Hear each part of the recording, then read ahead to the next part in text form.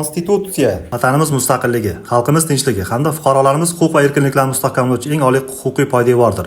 Har bir davlat boshqaruvida konstitutsiya barqarorlik, adolat va taraqqiyotning bosh mezoni sifatida alohida ahamiyat kasb etadi. Bugun Guliston tuman madaniyat markazida konstitutsiyamizning 33 yilligi munosabati bilan tantanali tadbir bo'lib o'tdi. Unda tuman hokimi Olimjon Jo'rayev, korxona va tashkilot rahbarlari, nuroniylar hamda keng jamoatchilik vakillari ishtirok etdilar.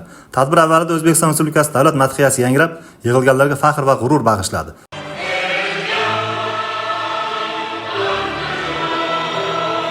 So'z olgan tuman hokimi Olimjon Jo'rayev barchani ushbu ezgu sana bilan tabriklab, konstitutsiyaning hayotimizdagi o'rni va ahamiyatiga to'xtalib o'tdi.